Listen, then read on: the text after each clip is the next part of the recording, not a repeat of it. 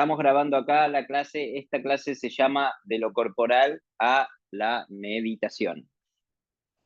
Y en una de las clases teóricas, la sé, no, estoy dando el contexto para las personas de ahí que vayan a ver la clase. Empecemos. Bueno, primero hablamos un poquito de meditación y después hablamos un poquito de la técnica corporal. La técnica corporal de la manera en que se encara en la práctica que nosotros hacemos, o sea, asana. Y vamos a explicar de qué se trata eso y qué tiene que ver una cosa con la otra, si sí tiene que ver, si no tiene que ver, en qué punto sí, en qué punto no. Entonces empecemos hablando de meditación. Todos acá seguramente escucharon hablar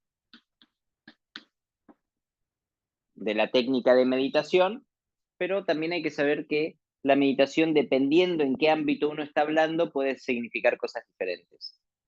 En el yoga, y más todavía en el yoga antiguo y en lo que nosotros hacemos, meditación se refiere tanto a una técnica como a un estado de conciencia. Por eso a veces puede generar una cierta confusión de que si yo medito o no medito, que esto, que lo otro, porque tanto el ejercicio como el estado de conciencia que el ejercicio busca se llaman igual, meditar o estado de meditación. Solo que el estado de meditación en sánscrito se llama dhyana.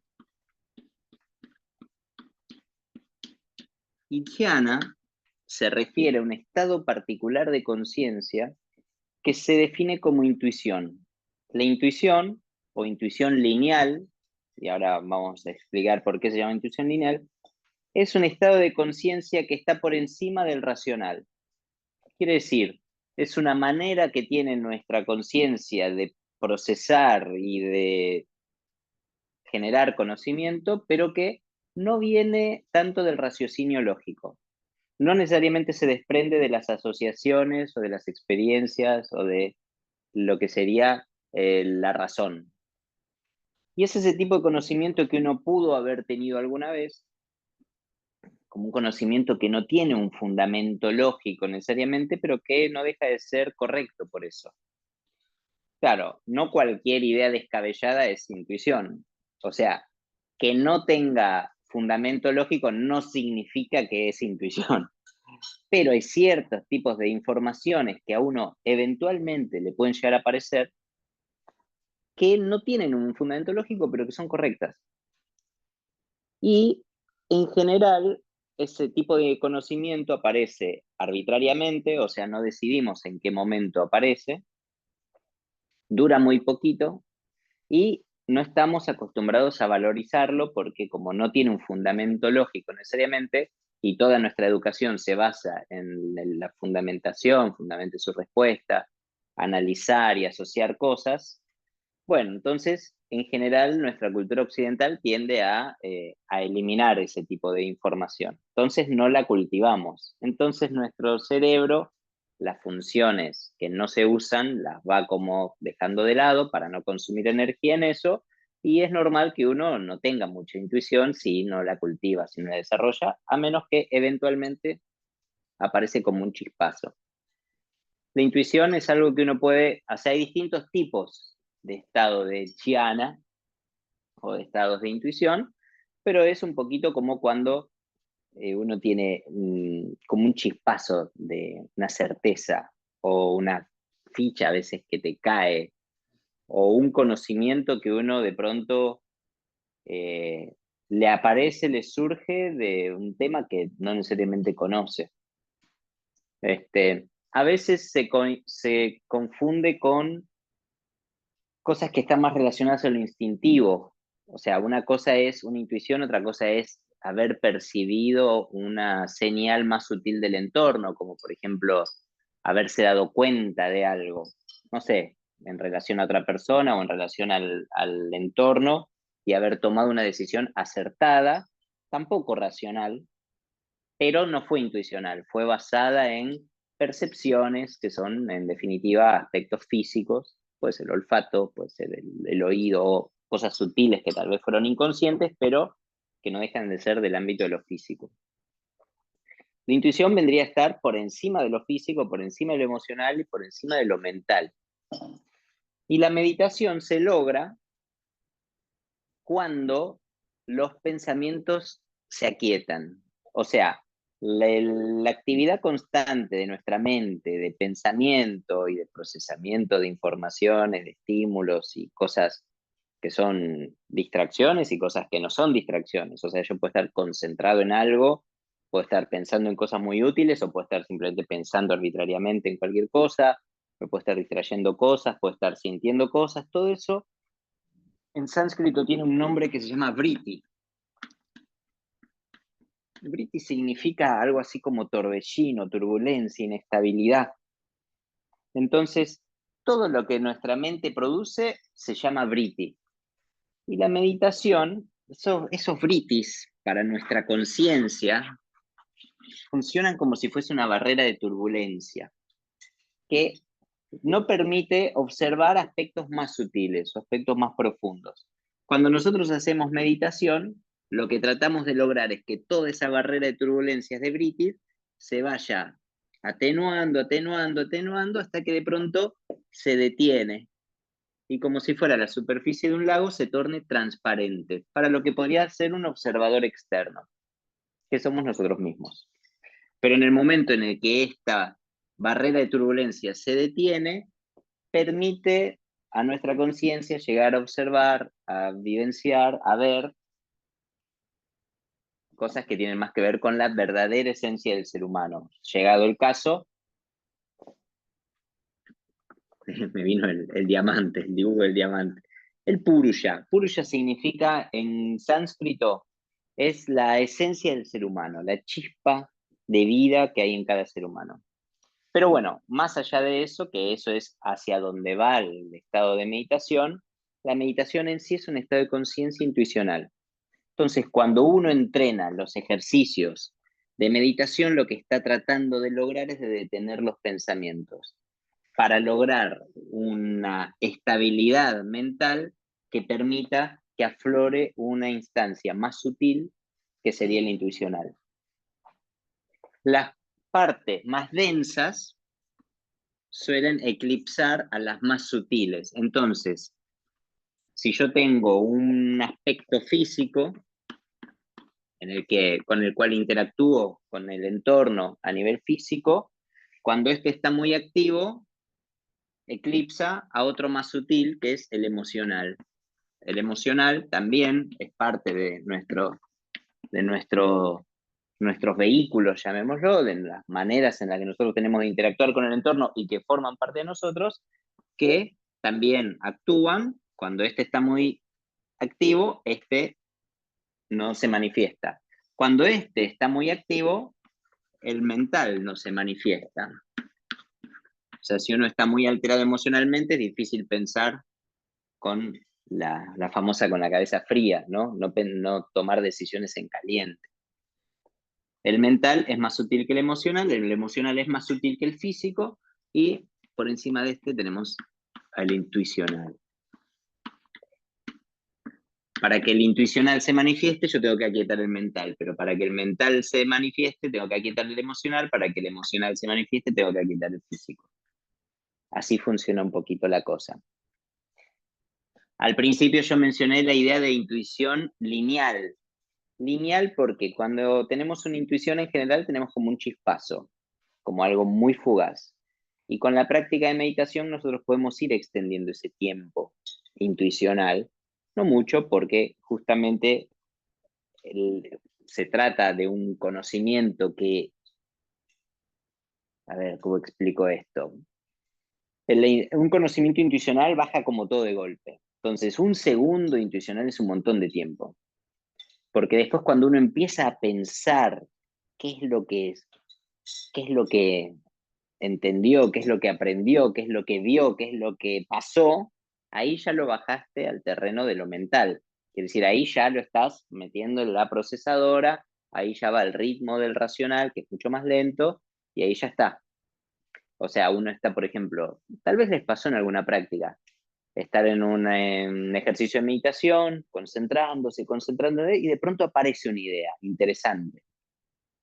Esa idea interesante vale la pena aprovecharla, vale la pena anotarla, acordárselo, lo que sea, pero ahí ya uno salió del ejercicio, salió de ese estado de conciencia porque ya estás pensando en cosas, ya está, valiosas, pero ya está.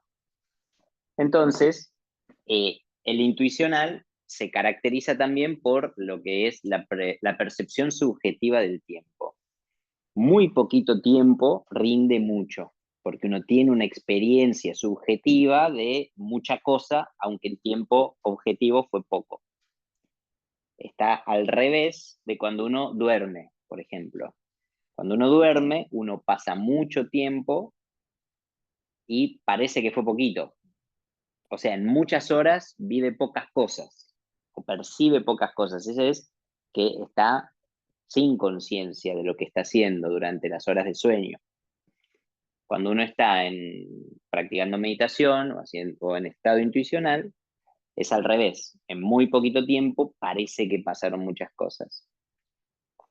Entonces, si ustedes, cualquier vez, si llegado el caso, uno escucha a otra persona o uno mismo, chao, me pasó volando, no sé, tuve 3 horas y ni me di cuenta. Bueno, eso es más parecido a dormir que a meditar.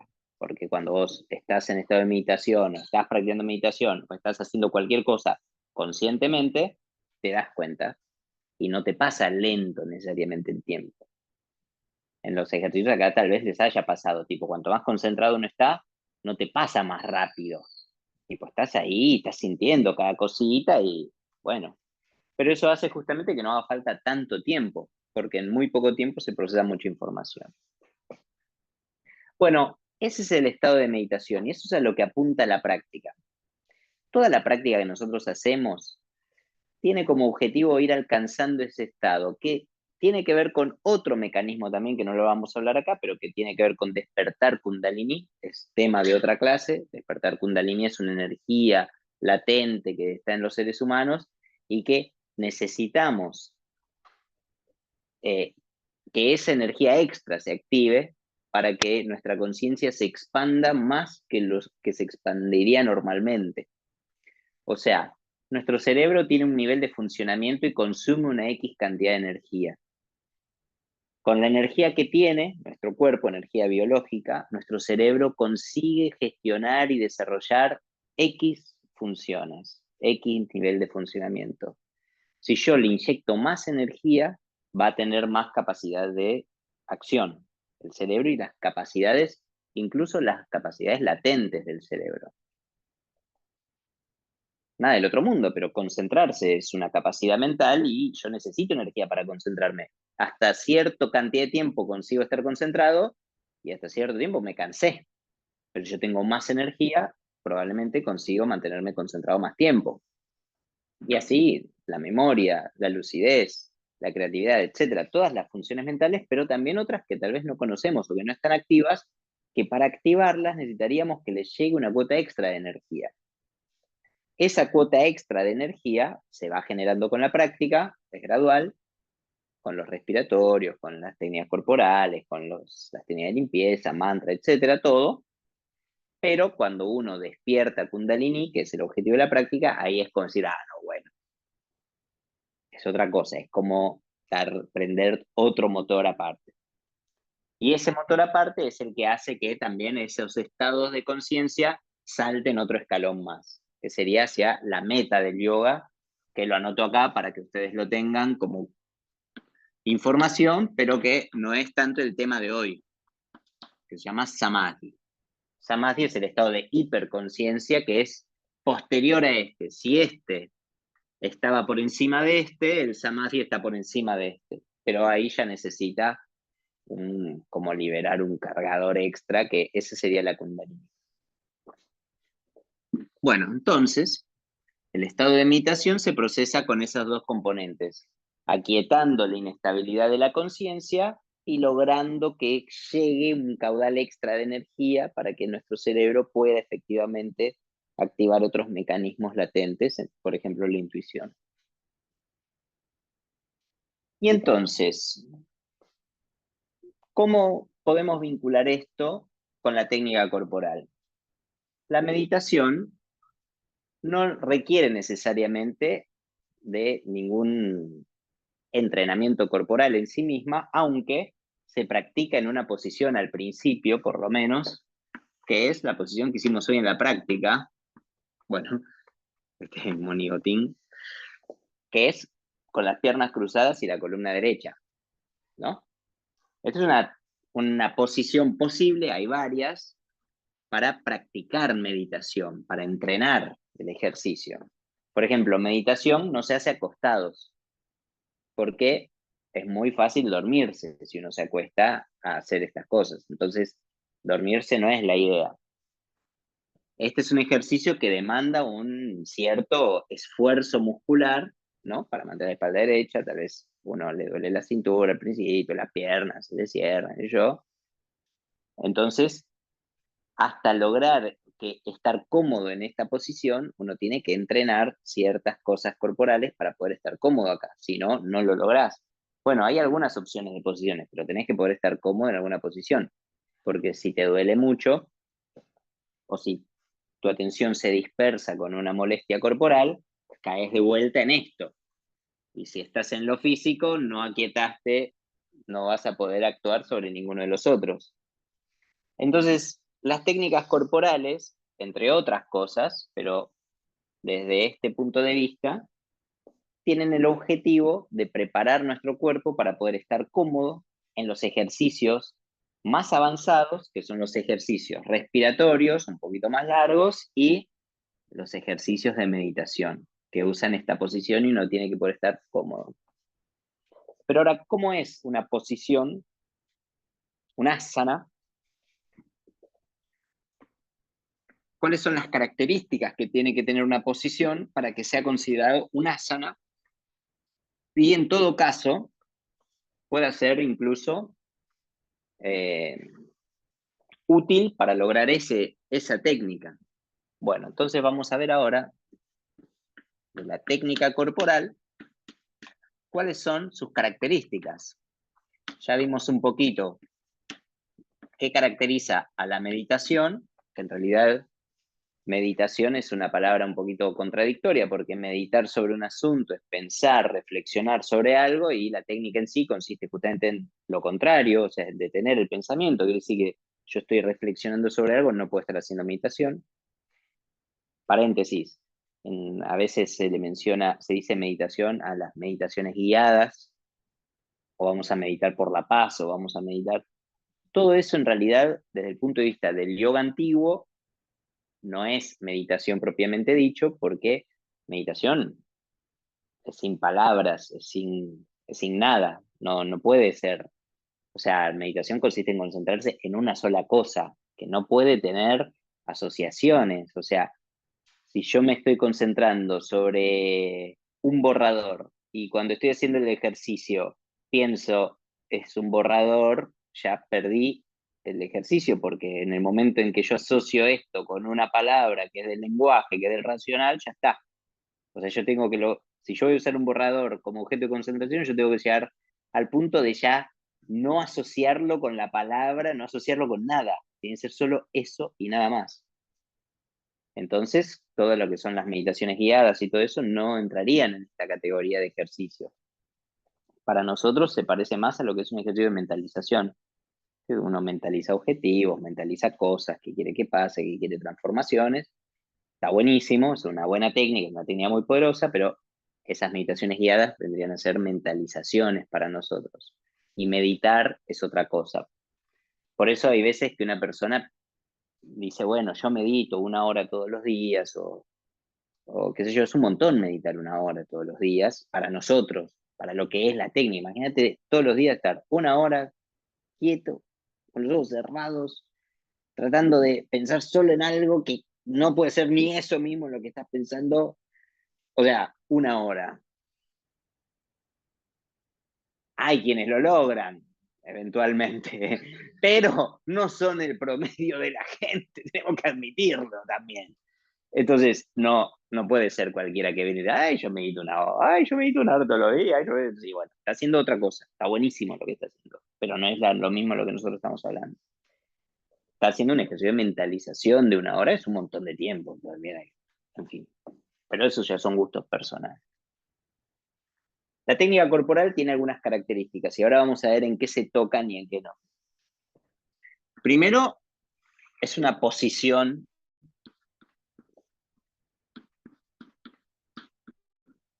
o sea, es una posición corporal. Es no le llamamos postura por una cuestión de léxico, de convención, de terminología de cada escuela. Hay otras escuelas que le llaman posturas. De Rose siempre prefirió la palabra posición, justo personal también, pero es una posición hecha con el cuerpo. Esa posición tiene que tener ciertas características, porque todos estamos en cierta posición todo el tiempo, pero no podemos decir que estamos en asana todo el tiempo. ¿Qué características tiene que tener esa posición? Tiene que ser firme, quiere decir que tiene que ser estable, inmóvil. Para que pueda ser firme y estable, tiene que ser confortable.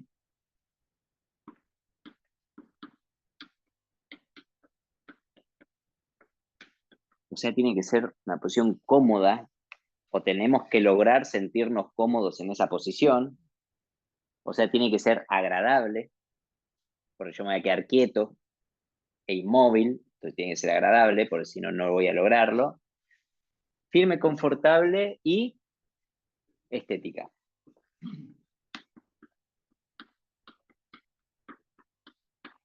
Estética significa que uno le prestó atención a los detalles de la posición y cuidó la estética. Cuidar la estética te obliga a prestarle atención a ciertos detalles.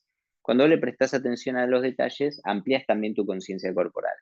O sea, no es lo mismo cómo está mi mano. Yo estoy haciendo una flexión lateral, está bien, está todo perfecto, pero mi mano está así. Bueno, no es tan estético. Si yo trato de que sea más estética la posición, quiere decir que yo estoy prestando la atención a detalles más sutiles y estoy ampliando mi conciencia corporal.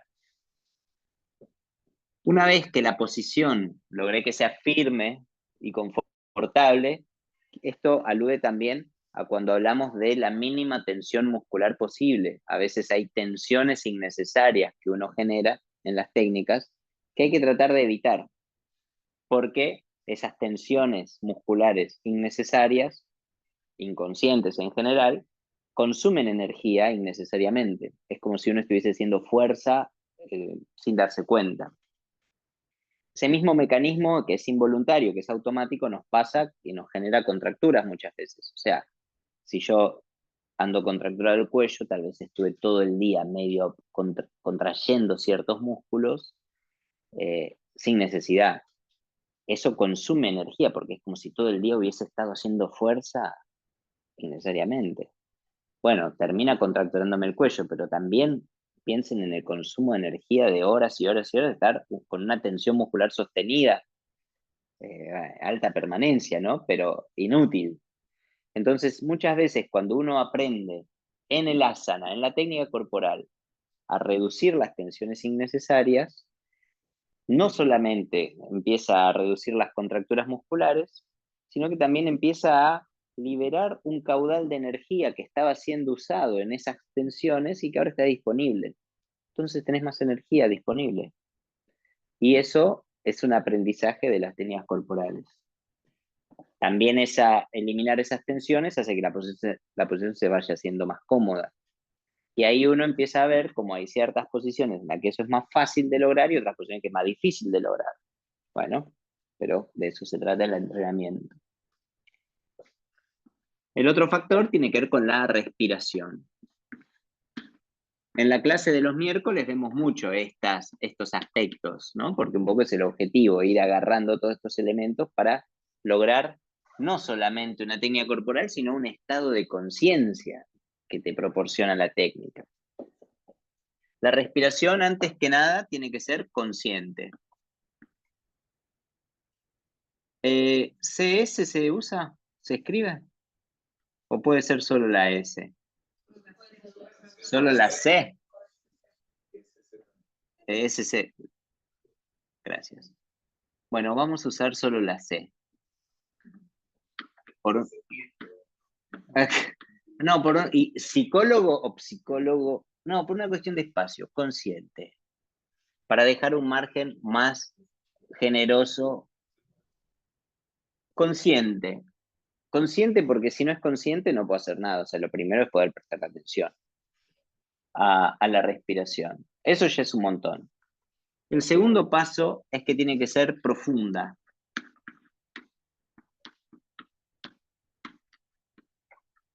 Profunda, lo más profunda posible. La respiración más profunda que se puede hacer es la respiración completa. O sea, pero completa no es sinónimo de profunda. O sea, hay otros tipos de respiraciones que pueden ser profundas. Pues yo puedo hacer respiración intercostal profunda, puedo hacer respiración abdominal profunda. Pero la más profunda de todas, la que más volumen de aire mueve, es la completa, que es la que usa la parte baja, la parte media y la parte alta de los pulmones. Y ritmada.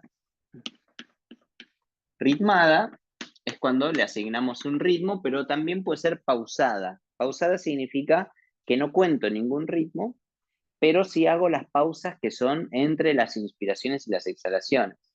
O sea, si yo inspiro, tengo una pausa con pulmones llenos, después exhalo, tengo una pausa con pulmones vacíos. Si yo le asigno a cada una de estas fases una proporción específica, es un ritmo, pero yo podría no asignarle ninguna proporción y usar estas pausas sin medida de tiempo específica, o sea, según lo que a mí me guste, según lo agradable, y estaría siendo no ritmada, sino pausada, pero que también está bien. Retener con aire y o sin aire. Estas serían las 3 características que tiene que tener la respiración. También casi siempre es nasal, no figura acá, pero es respiración por nariz la que nosotros usamos. Y por último, lo que sería la actitud mental,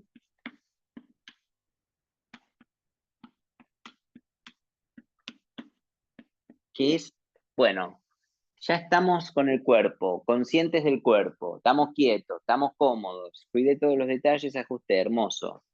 Ahora estoy con la respiración, ya le puse la atención en la respiración, ya la profundicé, ahora estoy ahí haciendo un ritmo, lo que sea. Bueno, ahora ¿en qué voy a pensar? ¿Dónde voy a poner mi atención durante la permanencia? Y también tiene 3 aspectos, que el primero es, como hoy hicimos bastante hincapié en la clase, localización de la conciencia.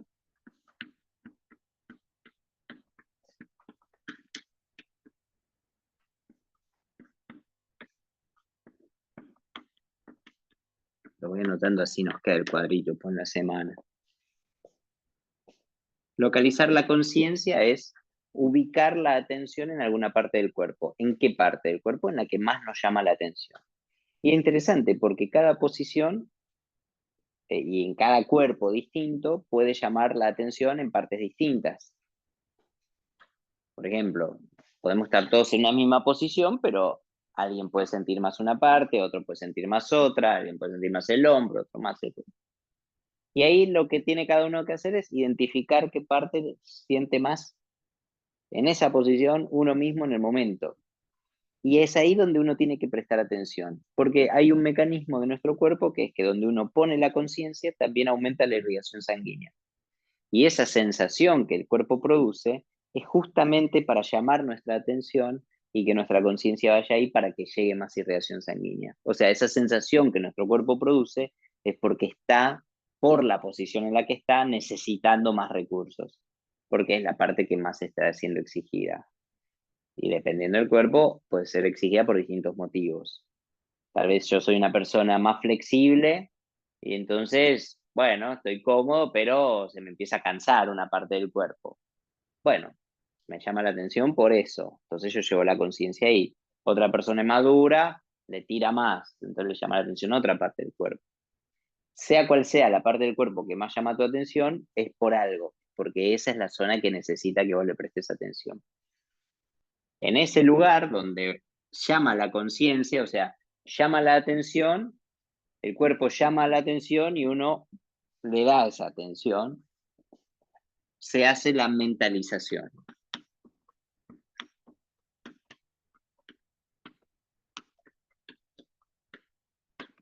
Mentalizar también es una técnica que significa elegir un tipo de pensamiento. Los pensamientos también pueden ser voluntarios o involuntarios. O sea, uno puede decidir qué piensa y uno también puede, bueno, los pensamientos pueden surgir espontáneamente, arbitrariamente. Entonces, cuando uno mentaliza, decide en qué piensa.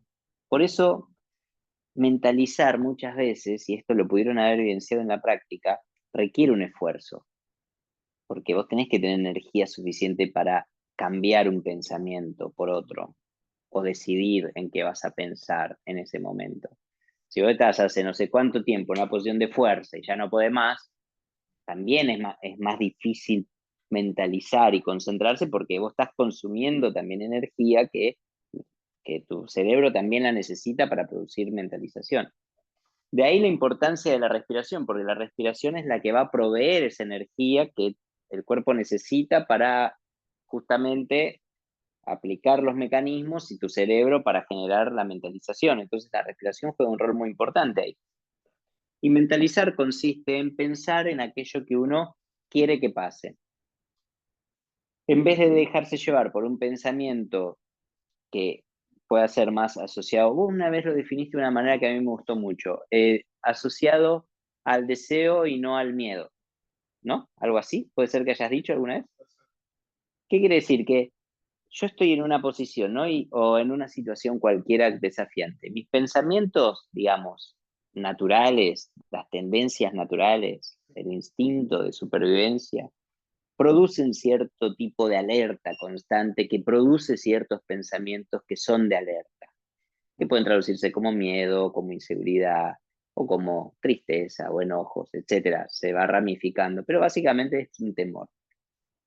Entonces yo, por ejemplo, si estoy por ir a tocar el piano adelante de mucha gente, es normal que yo, bueno, me pone nervioso porque me desafía y es muy normal que yo sienta, piense que, ay, ¿por qué estoy haciendo esto? Ay, o porque voy a equivocarme, ay, no lo sé bien, no me acuerdo bien tal parte, tirirará. Todo eso es miedo. Miedo, miedo, miedo, miedo, miedo. Y que no lo pienso a propósito. Me viene solo ese pensamiento. ¿Qué sería un ejemplo de mentalización? O sea, que yo en vez de dejar que esos pensamientos crezcan, que son basados en el miedo, que a mí me da naturalmente, miedo natural, que es ante una situación nueva, amenaza, etcétera, no es riesgo de vida, pero una situación desafiante, yo los reemplace por otro pensamiento voluntario que esté conectado con mi deseo. O sea, ¿qué es lo que yo quiero? Entonces pero eso lo tengo que pensar a propósito, porque el pensamiento sin querer sería el otro. Si yo no hago nada al respecto, es el otro, el normal, el de la mayoría de las personas, en la mayoría de las circunstancias. Si yo quiero cambiarlo, lo tengo que hacer a propósito. Entonces ahí ya es una mentalización. Entonces, por ejemplo, ¿cuál es mi deseo? Bueno, mi deseo es tocar lindo, conectarme con el público, con los que estoy tocando, bueno, que salga bien. Bueno, eso ya es una mentalización. Quiero esto, quiero lo otro. Entonces, mentalizar significa generar un pensamiento voluntario que sea verdad, porque no puede ser mentira, que es un gran error, especialmente en las meditaciones guiadas, que es tratar de convencerte a vos mismo, este es el error, entre paréntesis. Claro, exacto. Vos hasta podés llegar a convencerte a vos mismo, pero es muy arriesgado. ¿Qué quiere decir? No, ponele que yo soy Keith Jarrett. Yo soy Keith Jarrett. Porque todos te lo dicen, vos tenés que creértela. Yo creo que nadie tiene la más puta idea de lo que habla, pero no, quiero decir, muchos. En fin, no, vos tenés que creértela, ya está bien, perfecto. Yo soy Keith Jarrett, yo soy Keith Jarrett, yo soy Keith Jarrett, yo soy Keith Jarrett, yo no soy Keith Jarrett. Si yo trato de convencerme a mí mismo que soy Keith Jarrett, mi propio psiquismo va a pensar o que estoy borracho, o que soy un boludo, o que es simplemente mentira, porque no soy Keith Jarrett, porque no puedo pretender ser Keith Jarrett si empecé hace 7 años en Morondanga. Está bien, si eso me da confianza, listo, yo me siento bien, pero ¿cuál es el riesgo? Que tu psiquismo empiece a darse cuenta que vos le estás tratando de convencer de algo que es mentira. Quiere decir que no se puede confiar en vos. Y ahí se bifurcan, y eso es lo peligroso, está el que habla y está el que no cree en lo que está diciendo que sos vos mismo. Entonces eso es peligroso. Entonces, ¿pero qué puedo hacer? Que sí sea verdad. Y vamos a usar el mismo ejemplo. Yo quiero ser como Kate Jarrett. Ah, eso puede ser distinto, porque yo quiero llegar a ser como Kate Jarrett. No soy, porque obviamente no soy, pero quiero. Bueno, quiero ser como Keith Jarrett, quiero tocar como Keith Jarrett, quiero tocar bien, quiero que suene lindo, quiero esto, quiero lo otro. Es verdad, porque es lo que quiero de verdad. Entonces no es mentira. Y es una mentalización, porque claro, tira para arriba. Entonces es un buen paso para, sin engañarse uno mismo, producir un pensamiento voluntario que te lleve, bueno, a un lugar conectado con el deseo. Eso es lo que se refiere ahí de conectarse con el deseo y para desplazar el miedo, porque la mente en algo siempre tiene que estar pensando. O sea, excepto cuando uno logra un estado de meditación, la mente siempre está pensando en algo. Entonces no es que vos le podés decir no pienses y chau. No podés simplemente decirle no pienses más en esto, porque algo, ¿eh?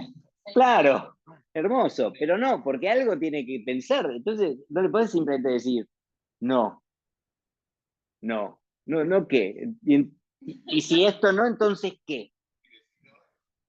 Claro, ah, ¿no? Ah, ¿no? Dale, ¿vos te crees que vos me vas a decir a mí qué tengo que pensar? Dale. Pero sí uno puede reemplazar un pensamiento por otro. Y esto es una técnica muy, muy, muy antigua que está incluso en el Yoga Sutra de Patanjali, que es una escritura antigua, clásica, que él mismo, Patanjali, en uno de los sutras dice que ¿cómo dice? Claro, no me acuerdo qué palabra usa, si superar una emoción negativa, un pensamiento negativo, eso se logra haciéndolo convivir con su opuesto, que es el mismo mecanismo, pero para entender un poquito mejor en la práctica, para mí hay que agregar esto de ese opuesto es conectado con el deseo, para que no sea una mentira tampoco. Y después uno va ganando terreno, porque ¿qué pasa? No sé, ayer yo estaba tocando el piano, estaba cagado en las patas y yo pensaba, no, bueno, lo que yo quiero, estaba tratando de hacer todo esto, a ver si me salía, ¿no? Digo, no, bueno, a ver, porque a mí de pronto hay cosas que no me desafían, pero lo de ayer sí, tipo, ayer era para poner la carne al asador, porque a ver si lograba salirme yo del cagazo que tenía padre. Entonces, bueno, no, yo lo que quiero es que te que quiero, que quiero, siento mi propio librito de respiración, todo. Bueno, y me fue bien. ¿Y qué pasó? Lo disfruté, gané confianza, le perdí el miedo, ahora quiero volver a tocar de vuelta. Bueno, me va a salir cada vez mejor. O sea, sentí que conecté, me gustó y ahora estoy más seguro. Ahora ya no me da tanto miedo como la vez pasada. La próxima ya no me va a dar tanto miedo. Me va a volver a dar miedo, pero no tanto. Y te vas acercando entonces. Y la mentalización te va acercando porque los resultados también van retroalimentando. Bueno, esto nosotros lo entrenamos también en la técnica corporal, porque yo estoy ahí hace no sé cuánto tiempo en una posición y mis pensamientos empiezan a irse, ¿no? El instructor te tiene, no te deja volver, no te deja volver, no te deja volver, y vos estás ahí ya pensando, no, me quiero morir, no puedo más, me voy a morir, ¿cuánto falta? ¿Para qué vine? ¿Eh? Bueno, la gracia es no aflojar, en este caso, ¿no? Porque es un entrenamiento. Si fuese de, sí, listo, andate a comer pochoclo y mirar la tele, más fácil. Bueno, entre paréntesis, la tendencia natural, como nuestro cerebro funciona de forma económica, quiere decir que en la medida de lo posible va a usar la menor energía que pueda para cualquier cosa, tiene también algo de impulso natural, el hecho de la tendencia, la facilidad que tenemos a caer en la vagancia de alguna manera, en la apatía, o sea, siempre te va a, bueno, el mecanismo de las redes sociales, la búsqueda de una satisfacción inmediata, siempre nuestro cerebro va a tratar de ahorrar energía, a menos que reciba una buena recompensa. Y ahí está la trampa, ¿no? La trampa en la que caemos todos hoy en día. Esa necesidad de recompensa nos hace buscarla a veces de la manera más fácil, pues nuestro cerebro funciona así. Para lograr una recompensa mayor, más duradera, hay que invertir un poquito más de esfuerzo. Una felicidad que no, porque si no es como vivir a comiendo papas fritas. Bueno, a mí me encantan las papas fritas, pero no podés vivir a papas fritas, te morís muy rápido. O sea, bueno, volviendo a nuestro asunto, la permanencia es una manera de entrenar. ¿Cómo hago yo cuando las papas queman para generar un mecanismo de mentalización que me haga superarme y permanecer más tiempo? O sea, en vez de en qué puedo pensar, qué es lo que yo quiero que pase. Bueno, y ahí uno puede, hay distintos tipos de mentalización. Uno puede mentalizar, ¿podemos estirarnos hasta 9:15? ¿Sí? ¿Vamos bien? Que dentro de 15 minutos. Onda. No, no, porque como que me falta una partecita de la clase todavía. Como que todo lo que viene después de la introducción estaría faltando. Pero está bien, en 15 minutitos redondeamos. Eh, ¿Qué es lo que yo quiero lograr ahí? Por ejemplo, hay muchos tipos de mentalización, vamos a ver algunos ejemplos. Pero en vez de, yo estoy ahí, ¿no? Enfrentando un desafío. Bueno, obviamente que me puedo ir a mi casa, pero porque es un ejercicio, pero no en todos los desafíos puedes ir a tu casa. Entonces acá estás entrenando para poder afrontar el desafío. Entonces la gracia es quedarse. ¿Cómo hago para quedarme? Mentalizo. Bueno, por ejemplo, ¿qué quiero? Quiero permanecer más tiempo. Quiero poder quedarme en esta posición. Quiero ser más fuerte. En este momento me estoy fortaleciendo. Si yo me quedo, me fortalezco. Quiero ser más fuerte. Quiero ganar más musculatura. Quiero superarme. Quiero ganarle a mi compañerito que está al lado. Pusilánime, seguro que baja primero. Son mentalizaciones. Bueno, ¿qué quiero? Puede funcionar. Otra mentalización. Yo quiero que, esto ya es más técnico, pero imaginar la sangre que irriga, que fortalece, el tejido que se genera, los músculos que se desarrollan, todos los recursos necesarios para que yo pueda permanecer en esa posición.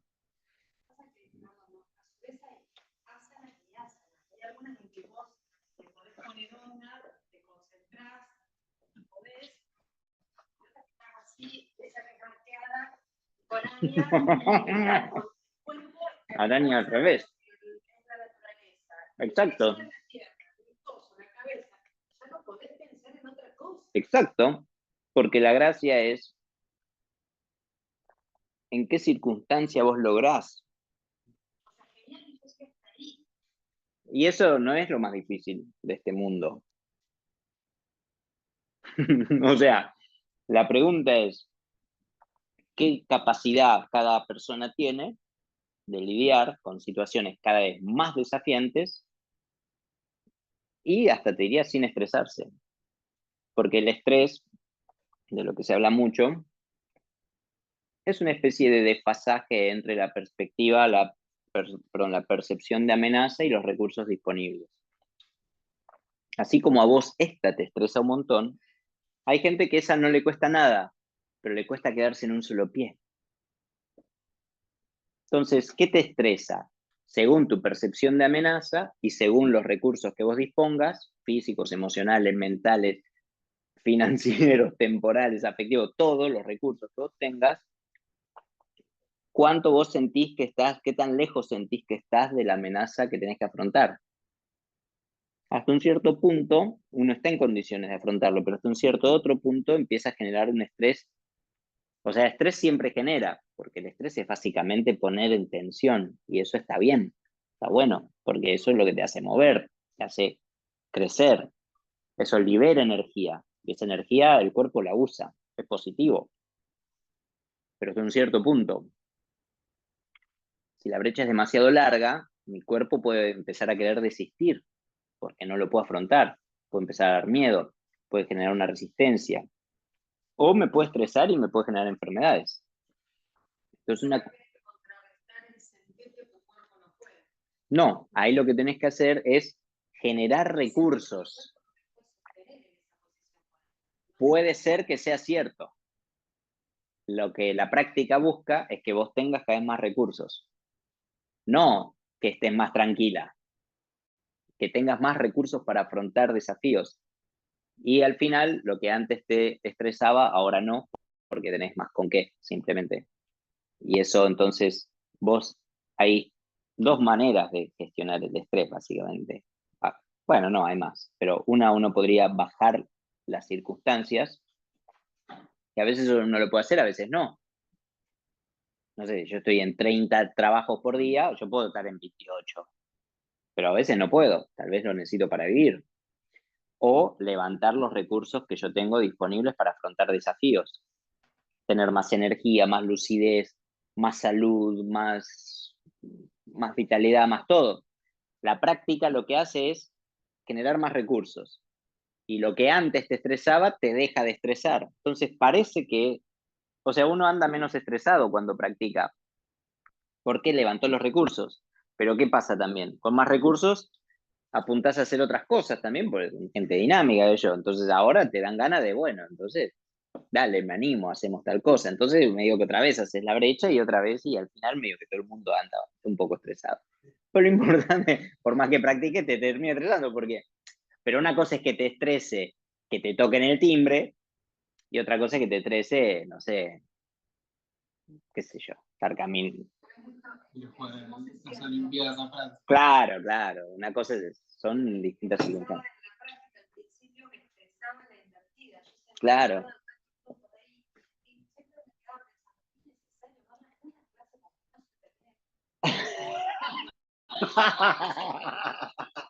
Y bueno, y hoy, y es un ejemplo interesante, lo paso acá por el micrófono, la invertida, que al principio estresaba, ¿por qué tanto tiempo? ¿Verdad? Y hoy es cómoda, la disfruta, etcétera, etcétera. ¿Cambió la invertida? ¿Cambió el tiempo de permanencia? Probablemente no. Hasta tal vez es más. ¿Qué cambió? Tus recursos personales, biológicos, que hacen que vos puedas afrontar ese desafío sin esfuerzo. O sea, vos creciste y no las circunstancias se achicó. Ahora vos estás en condiciones de afrontar otras circunstancias más difíciles que una invertida sobre la casa, casi cualquiera. Ahora toca la araña, bueno. No, pero por suerte el aprendizaje es así, o sea, cuando uno aprende también es un estrés saludable. El tema es qué tanto es ese desfasaje, ¿no? Aprender a regular eso y la visión diferente. Ahí uno naturalmente va a querer tirar las circunstancias para abajo, porque ese es el mecanismo instintivo. Pero lo más interesante y lo más inteligente, que todos sabemos que es así, es generar uno. Pues, todo es el famoso dicho, lo que no te mata te hace más fuerte. O el aprendizaje, todos sabemos que es así. Pero todos preferiríamos la pastillita, que ya no se dice que como tipo Matrix, saber Kung Fu. Hay algo adentro nuestro que anhelaría eso, pero todos sabemos que en realidad es bueno cuando uno aprende y crece y el esfuerzo tiene buenos resultados, pero no lo queremos. O sea, ¿entendés? Hay una contradicción en nosotros como seres humanos. Por eso hay que llevarse un poquito de los pelos. Es gratificante. Bueno, de ahí también la importancia de encontrar la manera de que sea agradable. Esto es muy importante, porque esto es lo que hace que uno quiera seguir haciendo algo. Si es desagradable o no es gratificante o por lo que sea, no significa sin esfuerzo, pero agradable, entonces a uno le dan ganas de hacer algo naturalmente. No, no te obligás a hacer algo que te resulta agradable. Si te gusta, lo haces. Por eso es muy importante, siempre que uno practica, practicar dentro de los parámetros de lo agradable para cada uno. Pueden ser muy diversos, pero tiene que ser agradable. Vos podés estar transpirando todo, temblando, bla, bla, bla, pero lo estás disfrutando. Hermoso. Si no lo estás disfrutando, no funciona porque no vas a querer volver a hacerlo. Y en otros aspectos también funciona así. Más vale buscar la manera de hacer las cosas de tal forma que sean agradables para volver a hacerlas, para querer volver a hacerlas. Hasta los vínculos humanos. Porque si vos te ves con una persona que no te resulta agradable, no vas a querer volver a verla. Si vos querés volver a verla, más vale que sea agradable. Entonces, es una buena manera de darle continuidad. Es la diferencia para mí también con la noción de disciplina. O sea, o es una manera de entender la disciplina. Más que una disciplina uno no siente que se le está teniendo. una constancia, yo le diría, más que una disciplina, basada en el placer. Pero podemos llamarlo también disciplina como quieran. El último aspecto se llama, es una palabra en sánscrito, porque no tiene una traducción única en castellano, que es bhava. Bhava se refiere a una actitud mental, se traduce como inclinación de la mente. Es como un amor por lo que uno está haciendo. Es un amor que uno puede desarrollar técnicamente cuando uno se compenetra con lo que está haciendo. Y eso puede ser cualquier cosa, hasta la acción más simple. Si uno se compenetra y se concentra y la vivencia y la siente, uno flashea con cosas de lo que está haciendo. Y ese flasheo genera algo interno, una pasión, una especie de amor por lo que uno está haciendo, que es un tipo de energía muy potente también y que hace que los mecanismos funcionen. Y a veces es más importante el bhava que la técnica. O sea, yo puedo no ser tan bueno en algo, pero si yo le pongo bhava, el mecanismo se produce. O sea, si yo le pongo amor, y es con, por ejemplo, uno lo puede ver en alguien que baila y que tal vez no está bailando también, o no está haciendo algo tan difícil, pero lo hace con una pasión, con una algo que uno mire y dice, wow, te mueve porque lo mueve. Entonces, eso uno lo puede aplicar a cualquier cosa, en la práctica también. Yo puedo estar en una técnica cualquiera y en vez de estar pensando en pajaritos y todo lo que sea, yo puedo estar localizando la conciencia, mentalizando y compenetrándome con lo que estoy haciendo, cuando yo entiendo el alcance de la técnica. Y eso hace que la técnica sea mucho más potente. Entonces son factores muy importantes para aplicar en cualquier cosa que hacemos. Prácticamente es el factor más importante al final. Yo puedo ser medio, porque la técnica al final no cambia tanto, un pelito más, un pelito menos. Pero si yo estoy realmente compenetrado con lo que estoy haciendo, va a funcionar, va a generar transformación. Y entonces, ¿cómo es que podemos usar el entrenamiento de la técnica corporal para ir a un estado de meditación? Y el link que nosotros podemos hacer, asociándolo a lo primero que vimos de físico, emocional y mental, es que cuando nosotros entrenamos el aspecto de la posición física y lo hacemos inmóvil, estamos actuando sobre el plano físico.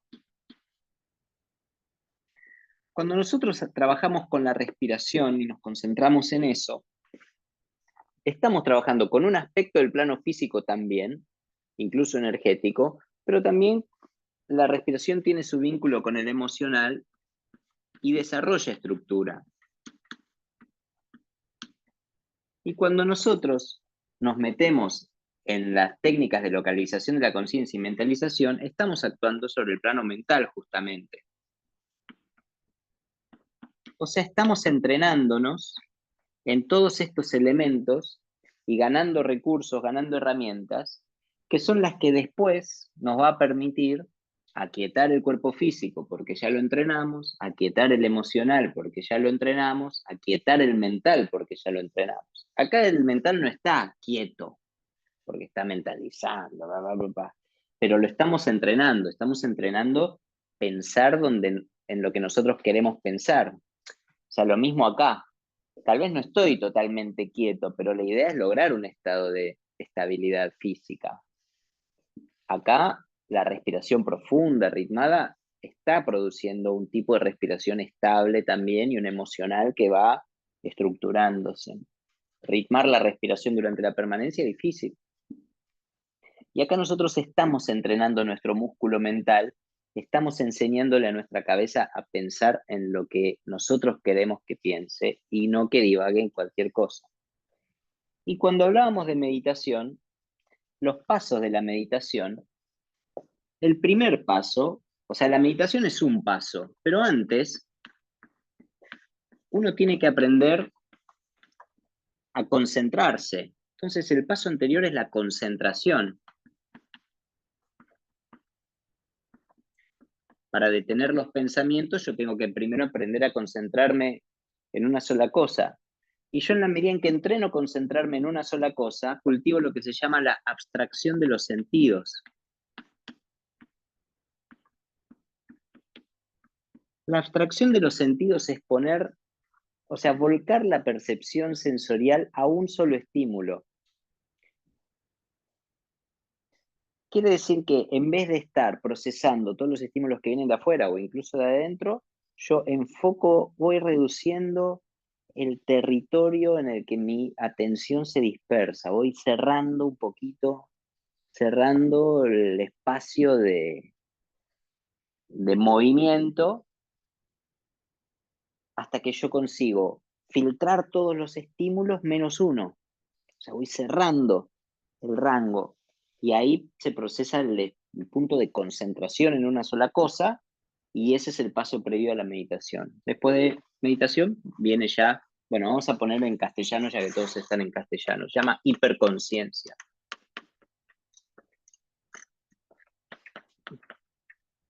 Este sería el último paso, la meta, ¿eh? Pero entonces podemos entender todo ese trabajo como un entrenamiento para ir logrando agarrar todo el espectro de atención que nos dispersa constantemente e ir desde lo más denso, que también es más fácil porque es más palpable, agarrando y enfocando y cerrando y concentrándonos y fortaleciendo y desarrollando los aspectos más sutiles hasta poder llegar a ese estado de abstracción de los sentidos a través de la técnica corporal, que va a ser el primer paso, el paso previo y necesario para la concentración. Más allá de que estos ejercicios se practican en un asana. Entonces yo tengo que lograr, en meditación, yo estoy en un asana, cumpliendo también, bueno, no todos estos elementos, pero sí por lo menos la inmovilidad. Entonces, conquistar el estado de asana permite entrar en el terreno de la abstracción de los sentidos, que va a ser lo que nos lleve a la concentración, meditación e hiperconciencia. Eh, por eso, en algunas prácticas puede ser que lo hayan vivenciado, que cuando uno practica con permanencia, con ojos cerrados, ya me acuerdo lo que quería decir, con todos esos elementos, después, cuando hacemos un ejercicio de meditación al final, es como que uno entra más fácil, no sé si les pasó alguna vez. Como que ya fuiste preparando todo el terreno y se entra más fácil en la técnica. Y lo que quería decir es que una vez que uno entrenó y desarrolló estas habilidades o se va familiarizando o alcanzó los estados de conciencia de meditación, o por lo menos de concentración, en realidad cualquiera de estos, uno consigue hacerlo aunque no esté haciendo un asana. Por ejemplo, una vez que uno aprende a meditar o desarrolla el estado de meditación, después uno no necesita tanto preparativo, tanto asana, tanto ojos cerrados. Me pasa en la práctica que esas técnicas de pensar en un sol brillante, como que, pero eso creo que es un ejemplo de la concentración. Entonces, a veces me confundo porque peleo tanto por concentrarme en que eso aparezca, que me distraigo al mismo tiempo más. Claro. Me distraigo más que lo que me concentro en mí o en Claro. Es como que es una lucha, es una lucha mental más interna que el vacío me pueda aflorar algo. Es que en realidad la técnica no es esa lucha. Que por eso es difícil agarrar y meditar directamente. Sí. Porque es lo más impalpable de todo, es una imagen mental, o sea, creada con tu propia mente, que es la que vos querés que se quede quieta, es como todo lo anterior, e incluso la práctica básica, la de las 8 partes, trabaja para ir generándole la estructura y cosas más palpables para que cuando llegues ese momento y te enfrentes con esa, que esa es la lucha igual, tengas como más recursos. Entonces lo que a vos te está pasando con eso es falta de práctica, dicho, o sea, no lo digo como un reproche, digo, la práctica te va dando justamente los recursos para que vos eso, que es una lucha natural de la mente, porque la mente se alimenta de dispersión. Entonces no va a querer que vos la enfoques en una sola cosa. Se va a resistir. Entonces todo eso es un proceso como de reeducación que justamente para que no sea de la nada a los cachetazos, es como si vos quisieses hacer dieta y yo de la nada te pongo una cinta en la boca y te digo, te cagás de hambre a partir de ahora, ya. A que yo te voy dando recursos y alternativas y otra alimentación mejor para que vos te vayas acostumbrando a que, bueno, hasta que, bueno, para la boca. Porque al final, para bajar el peso, hay que usar la boca prácticamente, ¿no? Al final. Tenemos que admitirlo, admitámoslo. Por eso es tan difícil.